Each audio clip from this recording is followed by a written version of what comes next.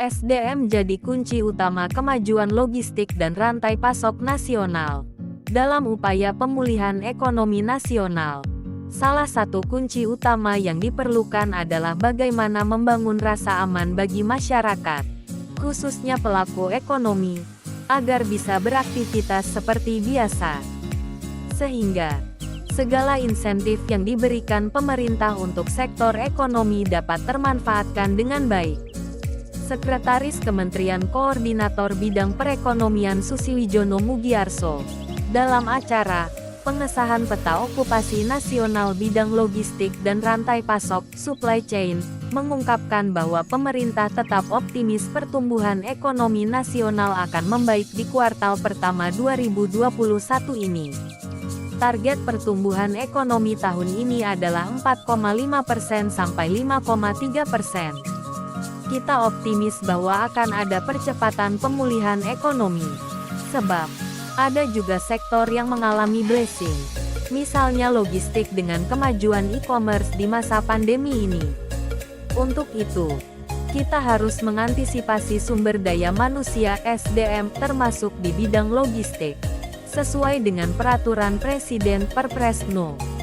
26 Tahun 2012 tentang Cetak Biru Pengembangan Sistem Logistik Nasional (Sisloknas), lanjut Sesmenko.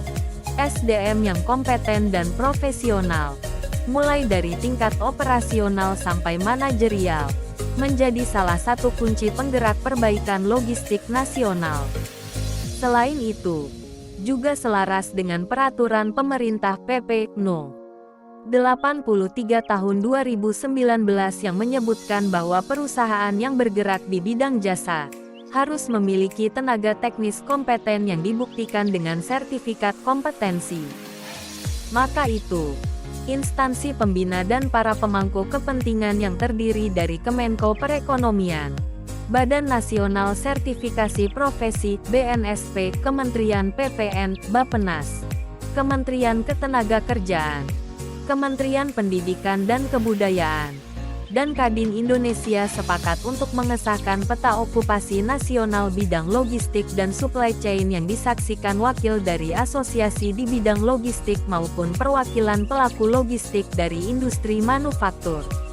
Peta okupasi tersebut diharapkan menjadi referensi nasional bagi kementerian, lembaga teknis dalam penyusunan Standar Kompetensi Kerja Nasional Indonesia (SKKNI) di bidang logistik. Dunia usaha dalam pengembangan karir profesional SDM logistik dan supply chain serta proses perencanaan, rekrutmen SDM berbasis kompetensi. Lembaga pendidikan dan pelatihan dalam pengembangan kurikulum dan proses pembelajaran agar menghasilkan output sesuai kebutuhan industri. Dan lembaga sertifikasi profesi (LSP) dalam mengembangkan skema sertifikasi yang akan digunakan sebagai rujukan untuk menyusun materi uji kompetensi, menyediakan tenaga penguji asesor, dan melakukan asesmen.